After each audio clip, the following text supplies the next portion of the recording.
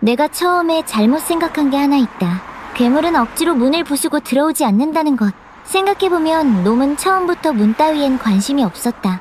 언제쯤에나 손잡이를 돌릴지 그것만 기다리고 있었을 뿐. 사람은 살려달라는 비명에 약하니까. 특히 그게 죽어가는 친구의 목소리라면 더더욱. 그날 새벽에 내가 문을 연 건 살고 싶어서가 아니었다. 외면했다는 죄책감을 이기지 못해 스스로 무너진 거였다. 그리고 이제야 깨닫는다. 그 새벽에 쫓기고 있던 건 내 친구가 아니었다는 걸. 어서 오세요. 기묘하고 오싹한 이야기들이 모이는 곳 썰카페입니다. 오늘 들려드릴 이야기에 빠져드실 준비가 되셨다면 구독과 좋아요로 이 카페의 단골이 되어주세요. 자, 그럼 시작합니다. 처음부터 끝까지 사냥감은 나였다. 새벽 12시 32분. 편의점 떡볶이를 전자레인지에 돌리며 습관처럼 핸드폰을 켰다. 윙윙거리는 전자레인지 소리를 배경음 삼아 쇼폼 영상들을 무의미하게 넘기고 있었다. 고양이 먹방 브이로그. 그러다 엄지손가락이 멈췄다. 부산 장산 인근 연이은 실종 사건. 화면 속 중년 여성이 떨리는 목소리로 경고하고 있었다. 밤에 산 쪽에서 가족 목소리가 들린다고 해도 절대로 따라가시면 안 됩니다. 그게 진짜가 아니거든요. 배경에 비친 어두운 산이 왠지 모르게 불쾌해서 화면을 꺼버렸다. 하지만 찝찝함은 쉽게 가시지 않았다. 내 방은 12평 오피스텔. 현관, 주방, 거실이 한눈에 들어오는 이 작은 공간이 나는 꽤 마음에 든다. 이중 잠금 장치까지 걸어 잠그면 여긴 온전히 나만의 요새가 되니까. 가끔 복도에서 낯선 발소리가 들릴 때만 빼면 그럴 때마다 월패드를 켜서 텅 빈 복도를 확인하고 나서야 안심하는 게 혼자 사는 여자의 서글픈 습관이 되어버렸다. 떡볶이를 한 입 넣고 카톡을 다시 열었다. 일이 사라지지 않았다. 수아, 내 가장 친한 친구. 내가 보낸 "왜 무서워? 무슨 일 있어?" 라는 메시지는 벌써 25분째 허공을 떠돌고 있었다. 원래라면 칼같이 답장했을 애가 요즘은 연락이 뜸하다. 대화창을 위로 올려봤다. 수아가 보낸 마지막 메시지는 어젯밤 11시 43분. 나 내일 야근 끝나고 너네 집 갈게. 좀 무섭다 진짜. 그게 마지막이었다. 3일 전 메시지들을 다시 읽어봤다. 회사 동료 한 명 실종됐대. 경찰이 수색했는데 흔적도 없대. 주민들이 그러는데 밤에 그 산 가면 이상한 소리 들린다더라. 겁없던 애가 자꾸 무섭다는 말을 했다. 가장 이상한 건 전화를 받지 않는다는 거였다. 일주일 전부터 수아는 내 전화를 피하고 오직 톡으로만 짧게 답했다. 마치 누군가 옆에서 감시하고 있는 것처럼 사진첩을 열었다. 한 달 전 우리 둘이 찍은 셀카 속 수아는 환하게 웃고 있었다. 우리 무슨 일이 있어도 서로 버리지 말자. 그때 했던 농담이 오늘따라 무겁게 느껴졌다. 노트북을 켜고 헤드셋을 썼다. 노이즈 캔슬링 기능을 켜자 세상의 소리가 툭 하고 끊겼다. 냉장고 소리도 복도 발소리도 사라진 정막. 오직 내가 고른 음악만이 이 공간을 채웠다. 그렇게 억지로 집중하려 애썼다. 수아의 좀 무섭다는 말이 자꾸만 문장 사이로 끼어들었지만 괜찮겠지. 별일 아니겠지. 스스로를 다독이며 타이핑을 이어갔다. 얼마나 지났을까. 새벽 27분. 책상 위에 엎어둔 핸드폰이 발작하듯 진동하며 빛을 뿜었다. 반사적으로 헤드셋을 벗었다. 이 시간에 누구지? 화면에 뜬 이름. 수아. 그리고 영상통화. 심장이 쿵 내려앉았다. 일주일 내내 전화도 안 받던 애가 이 새벽에 영상통화를? 좋은 예감은 아니었지만 안 받을 수는 없었다. 떨리는 손으로 통화 버튼을 눌렀다. 화면이 서서히 밝아지고 그 순간 내가 마주한 건 상상조차 하지 못한 엉망진창인 장면이었다.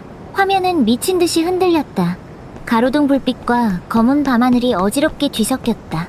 그 혼란 속에서 수아의 얼굴이 간헐적으로 스쳐 지나갔다. 공포로 하얗게 질린 얼굴, 초점이 나간 눈동자. 야, 받았어? 보여? 수아의 거친 숨소리가 스피커를 찢을 듯 터져나왔다. 수아야? 무슨 일이야? 너 지금 어디야? 나 쫓기고 있어.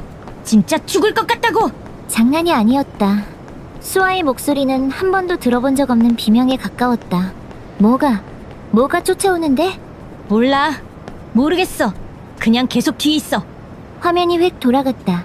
칠흑 같은 어둠. 아무것도 보이지 않았다. 하지만 수아는 계속해서 뒤를 힐끔거리며 비명을 질렀다. 안 떨어져. 계속 따라와. 내가 뛰는 속도랑 똑같이. 그때 전화기 너머로 소름 끼치는 소리가 섞여 들어왔다. 마치 끓는 물소리 같기도 하고 거대한 짐승이 목을 긁는 소리 같기도 한 낮은 진동.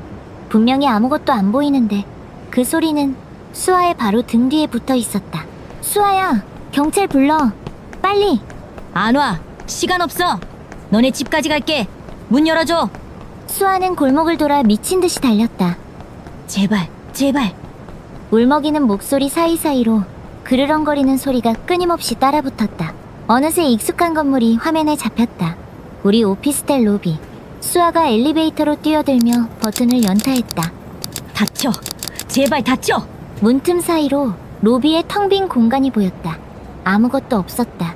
하지만 수아는 허공을 보며 소스라치게 놀라 뒷걸음질 쳤다. 문이 닫혔다. 창백한 수아의 얼굴 위로 엘리베이터 조명이 비쳤다. 탔어. 올라가고 있어. 하지만 안도는 찰나였다.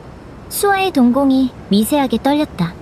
그게 계단으로 올라오면 어떡해? 10층, 11층, 12층. 문이 열리자마자 수아가 뛰쳐나갔다. 1205! 1205!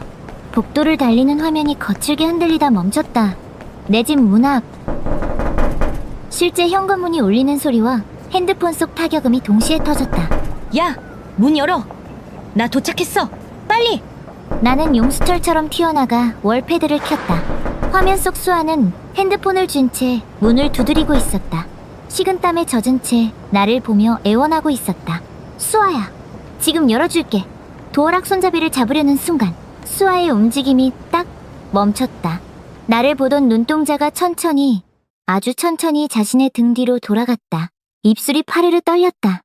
야, 바로 뒤에 있어. 월패드 화면 속 수아의 등 뒤는 그저 어두컴컴했다. 아무것도 보이지 않았다. 하지만 굶주린 짐승의 숨소리가 수아의 머리카락을 날리고 있었다.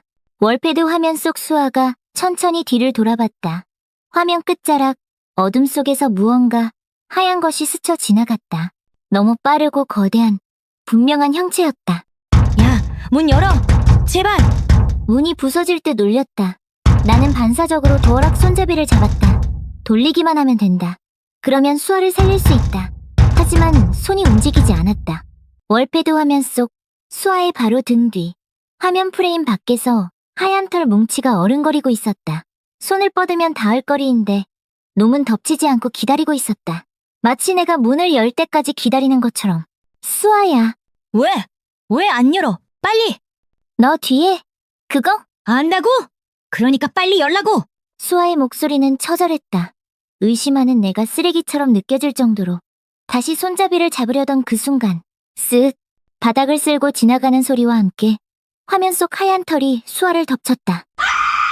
수아의 비명이 터지고 다리가 화면 밖으로 질질 끌려나갔다. 손톱으로 바닥을 긁는 소리, 무언가 찢어지는 섬뜩한 파열음이 복도를 채웠다. 아파. 내 다리 먹히고 있어. 야, 보고 있잖아. 문 열어. 제발. 고통으로 일그러진 수아의 얼굴이 카메라를 정면으로 응시했다. 눈이 마주쳤다. 나 예전에 너 술 취해서 길바닥에서 울 때 내가 데리러 갔잖아. 3시간 걸려서 너네 집까지 데려다 줬잖아. 너 그때 나 없었으면 죽었을 거라고 했잖아. 수아는 울부짖으며 우리의 과거를 끄집어냈다. 내가 잊고 있던, 내가 빚진 기억들. 맞아. 그랬었지. 손잡이를 쥔 내 손이 심하게 떨렸다. 근데 지금은 나 버리는 거야? 뼈가 부러지는 듯한 소리가 났다. 이어지는 짐승의 씹는 소리. 아, 나 죽어. 진짜 죽는다고. 수아의 목소리가 점점 힘을 잃어갔다. 더 이상 지체하면 안 된다. 열어야 한다. 지금이라도. 나는 울면서 손잡이를 돌리려 했다. 그런데 화면 속 수아를 다시 본 순간 손이 멈췄다. 고통으로 일그러진 얼굴, 흐르는 땀, 너무나 처절한 그 표정이 이상했다. 마치 누군가에게 고통스러운 표정을 지어보라는 지시를 받은 것처럼 지나치게 과장되고 완벽했다. 무엇보다 그 눈동자, 나를 보는 게 아니라 정확히 카메라 렌즈를 응시하고 있었다. 수아야. 뭐야? 너 진짜 수아 맞아? 그 순간 딱 1초 수아의 표정이 정지 화면처럼 뚝 하고 멈췄다. 울부짖던 근육이 순식간에 무표정하게 굳었다가 다시 움직였다. 무슨 소리야? 나야, 수아야! 정신 차려! 목소리는 똑같았다. 하지만 방금 그 1초의 정적, 그건 사람이 아니었다. 나는 손잡이에서 손을 뗐다.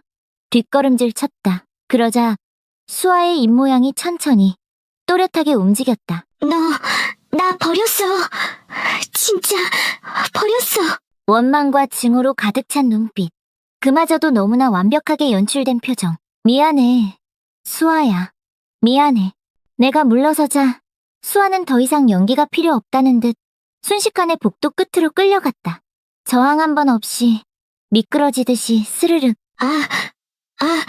영혼 없는 신음소리만 남긴 채 수아는 어둠 속으로 사라졌다. 이어서 들려오는 거대한 비명. 지금까지 들었던 것 중 가장 크고 처절한 비명이었지만 내 귀에는 더 이상 사람의 소리로 들리지 않았다. 월패드 화면이 노이즈로 뒤덮였다. 검은 화면 위로 짐승의 포효 소리와 뼈가 으스러지는 소리만이 중계됐다. 뚝! 화면이 꺼졌다. 그리고 거짓말처럼 정적이 찾아왔다. 복도엔 아무 소리도 없었다. 발소리도, 숨소리도, 비명도. 죽은 건가? 아니면 문 바로 앞에 서서 숨을 죽이고 있는 건가? 나는 떨리는 손으로 이중 잠금 장치를 확인했다. 그리고 책상 위에 헤드셋을 집어들었다. 살려면 안 들어야 한다. 저 목소리에, 저 죄책감에 반응하면 문을 열게 된다. 헤드셋을 쓰고 볼륨을 최대로 높였다. 음악이 귀를 가득 채우자 세상의 모든 소리가 차단됐다. 나는 눈을 감았다. 미안해, 수아야. 정말 미안해. 근데 나도 살고 싶어. 헤드셋을 머리에 눌렀었다. 노이즈 캔슬링 버튼을 켜고 볼륨을 한계치까지 올렸다. 음악이 고막을 찢을 듯이 울려 퍼지며 세상과 나를 단절시켰다. 안 들려. 이제 아무것도 안 들려. 주문처럼 중얼거려 보지만 공포는 소리보다 진동으로 먼저 찾아왔다. 현관문에 등을 기대고 주저앉은 내 척추로 묵직하고 불쾌한 울림이 전해졌다. 쿵! 쿵! 사람의 노크가 아니었다. 마치 거대한 짐승이 머리를 천천히 문에 들이받는 듯한 느리고 규칙적인 진동. 그 리듬이 느껴질 때마다 온몸에 털이 곤두섰다. 눈을 질끈 감았다. 이 문은 안에서 열지 않으면 절대 열리지 않는다. 그 사실만이 나를 지탱하는 유일한 동아줄이었다. 하지만 감은 눈꺼풀 너머로 빛이 파고들었다. 실눈을 뜨자 천장의 조명이 미친 듯이 깜빡이고 있었다. 마치 문 밖의 존재가 내뿜는 기운에 전기가 합선이라도 된 것처럼 집 안의 공기가 요동쳤다. 확인하고 싶었다. 차라리 눈으로 보고 확인하는 게 이 상상 속의 공포보다 나을 것 같았다. 떨리는 손을 뻗어 월패드 전원 버튼을 눌렀다. 제발 아무것도 없기를. 지직. 노이즈와 함께 화면이 켜졌다. 복도는 텅 비어 있었다. 수아도 괴물도 핏자국 하나 없이 깨끗했다. 오히려 그 완벽한 정적이 더 비현실적이었다. 안도하려는 찰나 화면에 노이즈가 튀었다. 치지직 화면이 깨지는 그 짧은 순간 오른쪽 구석 어둠 속에서 하얀 털뭉치 같은 것이 스쳐 지나갔다. 잘못 본 거야. 그냥 화면이 깨진 거야. 애써 부정하며 시선을 돌렸다. 확인하면 안 된다. 저 화면을 계속 보고 있으면 홀린 듯 문을 열어버릴 것만 같았다. 다시 눈을 감고 헤드셋을 눌렀었다. 시간이 얼마나 지났는지 알 수 없었다. 음악 소리에 섞여 내 심장 소리만이 귓가를 때렸다. 버텨야 한다. 아침이 올 때까지, 놈이 지쳐서 돌아갈 때까지. 극도의 긴장감 때문이었을까? 깜빡하고 정신을 놓았던 것 같다. 마치 필름이 끊긴 것처럼 의식이 툭 끊어졌다 돌아왔다. 눈을 떴을 땐 집안의 조명도 바닥의 진동도 멈춰 있었다. 모든 게 거짓말처럼 고요했다. 조심스럽게 헤드셋을 벗었다. 완벽한 정적. 집안은 무덤 속처럼 고요했다. 끝난 건가? 시계를 확인했다. 새벽 3시 14분. 체감상으로는 밤을 꼬박 새운 것 같은데 고작 1시간이 지났을 뿐이었다. 내 기억과 현실의 시간이 뚝 끊겨버린 기분. 멍하니 앉아 현실감을 찾으려 애썼다. 그때였다. 숨막히는 정적을 찢고 초인종 소리가 울렸다. 심장이 바닥으로 곤두박질 쳤다. 다시 시작된 건가? 숨을 죽이고 월패드 화면을 켰다. 화면이 밝아지고 복도가 드러났다. 그곳에 사람이 서 있었다. 제복. 모자를 눌러 쓴 경찰관이었다. 계십니까? 경찰입니다. 인터폰 스피커를 타고 넘어온 목소리는 낮고 차분했다. 이웃집에서 비명 소리가 들린다고 신고가 들어와서요. 무슨 일 있으십니까? 다리에 힘이 풀리며 주저앉을 뻔했다. 안도감이 쓰나미처럼 밀려왔다. 그래, 아까 그 난리가 났는데 누군가 신고했을 게 당연하다. 세상은 아직 정상적으로 돌아가고 있었다. 저 안에 있어요. 괜찮아요? 떨리는 목소리로 대답했다. 아, 네, 다행이네요. 혹시 문 밖에 수상한 사람 못 보셨습니까? 있었어요. 어떤 하얀 짐승 같은 게 친구를. 경찰관이 고개를 갸웃거렸다. 화면 속 그는 복도 좌우를 천천히 둘러봤다. 짐승이요? 지금 복도에는 아무것도 없습니다. 깨끗한데요. 경찰관은 무전기에 대고 특이사항 없음이라고 짧게 보고했다. 그리고 화면을 향해 가볍게 고개를 숙였다. 오인 신고 같네요. 저희가 주변 순찰 돌 테니까 안심하고 주무세요. 경찰관이 천천히 복도 끝으로 걸어가 사라졌다. 그 뒷모습을 보며 나는 막혔던 숨을 토해냈다. 살았다. 경찰이 왔으니 그 괴물은 도망친 게 분명하다. 하지만 안도감이 빠져나간 자리를 차가운 죄책감이 다시 채웠다. 그럼 수아는 경찰이 아무것도 못 봤다면 수아는 어떻게 된 거지? 이미 끌려간 건가? 아니면 도망친 건가? 아니면 아직 복도 구석에 쓰러져 있는 건 아닐까? 확인해야 한다. 정말 아무도 없는지, 정말 끝난 건지. 지금 확인하지 않으면 평생 후회할지도 모른다. 나는 홀린 듯 현관으로 다가갔다. 손끝이 미세하게 떨렸다. 잠깐만 보고 바로 닫으면 돼. 굳게 잠가뒀던 이중 잠금 장치를 풀었다. 철컥. 금속 부딪히는 소리가 유난히 크게 울렸다. 도어락 손잡이를 잡았다. 마지막으로 한 번 더 월패드를 확인했다. 복도는 여전히 텅 비어 있었다. 열고 확인하고 닫는다. 머릿속으로 3번을 되뇌었다. 그리고 마침내 나를 지켜주던 마지막 경계를 내 손으로 열었다. 문틈 사이로 복도의 공기가 스며들었다. 차갑지도 비릿하지도 않은 아무런 냄새가 없는 무의미한 공기. 문을 활짝 열었다. 복도는 텅 비어 있었다. 형광등은 기계적으로 깜빡이고 회색 바닥은 끝없이 뻗어 있었다. 아까 수아가 끌려가며 남겼던 손톱 자국도 바닥에 낭자했던 핏자국도 없었다. 마치 처음부터 아무 일도 없었던 완벽한 리셋. 말도 안 돼. 입술이 파르르 떨렸다. 분명히 여기서 비명을 지르고 살려달라고 빌고 뼈가 으스러졌는데 어떻게 흔적 하나 없을 수가 있지? 홀린 듯 문 밖으로 한 발을 내디뎠다. 발밑에 무언가 걸렸다. 검은 직사각형. 수아의 핸드폰이었다. 케이스 뒷면에 붙은 스티커까지 똑같은 내 친구의 물건. 천천히 몸을 숙여 핸드폰을 집어들었다. 익숙한 비밀번호를 누르자 잠금 화면이 풀렸다. 가장 먼저 눈에 들어온 건 시간이었다. 새벽 3시 17분. 떨리는 손가락으로 통화 앱을 눌러 최근 기록을 확인했다. 오늘 날짜. 비어 있었다. 거짓말. 스크롤을 미친 듯이 내렸다. 어제 그제 3일 전. 3일 전 내가 걸었던 부재중 전화가 마지막이었다. 소름이 발끝에서 머리까지 치고 올라왔다. 그럼 아까 새벽 2시 7분 그 영상통화는? 그 절박했던 추격전은? 수아의 얼굴은? 기록에 없다. 통신사 서버에도 이 핸드폰 메모리에도 존재하지 않는 데이터. 현관 센서 등이 꺼지는 것을 느끼며 카톡을 열었다. 마지막 메시지는 3일 전. 총 무섭다 진짜. 오늘 새벽 내가 받은 너네 집 갈게라는 톡도 수많은 일십의 흔적도 없었다. 전부 보여준 거였어. 다리에 힘이 풀렸다. 괴물은 처음부터 수아를 흉내내고 있었다. 목소리뿐만 아니라 전파 신호까지, 디지털 데이터까지. 나를 속여 문을 열게 만들기 위한 완벽한 연극. 등골이 서늘해졌다. 내 손으로 문을 열고 무방비한 복도로 나와 있다는 사실을 문득 깨달았다.